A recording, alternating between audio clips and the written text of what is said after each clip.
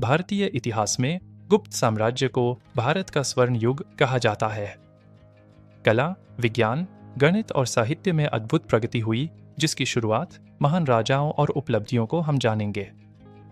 गुप्त वंश की शुरुआत 3री शताब्दी ईस्वी के आसपास एक छोटे से राज्य से हुई, जिसके संस्थापक श्रीगुप्त थे।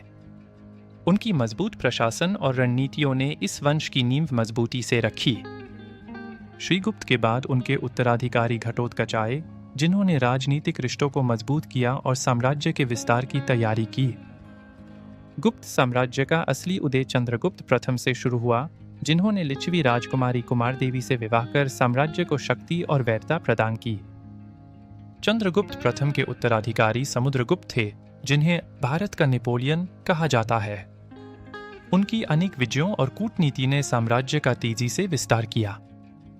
समुद्रगुप्त के बाद चंद्रगुप्त द्वितीय, जिन्हें विक्रमादित्य के नाम से जाना जाता है, के काल में कला और साहित्य ने नए शिखर छुए।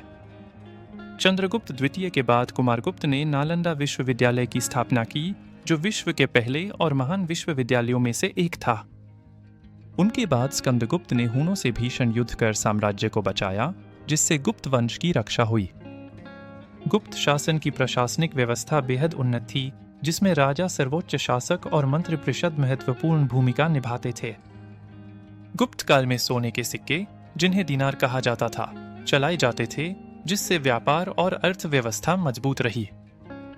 गुप्त साम्राज्य कला के स्वर्ण युग के लिए प्रसिद्ध है, जिसमें वास्तुकला, मूर्तिकला और चित्रकला में नई शैलियां विकसित हुई।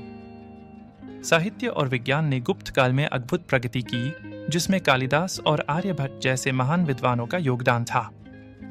सड़कें, व्यापारिक मार्ग और नदी परिवहन सुव्यवस्थित थे, जिससे भारत का रोम और दक्षिण पूर्व एशिया के साथ मजबूत व्यापार था। गुप्त काल का समाज शांतिपूर्ण और समृद्ध था, जहां परिवार व्यवस्था मजबूत थी और धर्म में सहिष्णुता प्रचलित थी। गुप्त साम्राज्य का पतन हूणों के लगातार आक्रमणों, आर्थिक बोझ और कमजोर उत्तराधिकारियों जैसे कई कारणों से हुआ। गुप्त साम्राज्य भले ही समाप्त हो गया, लेकिन उसकी महानता आज भी भारतीय सभ्यता की नींव में मौजूद है, एक शाश्वत विरासत के रूप में।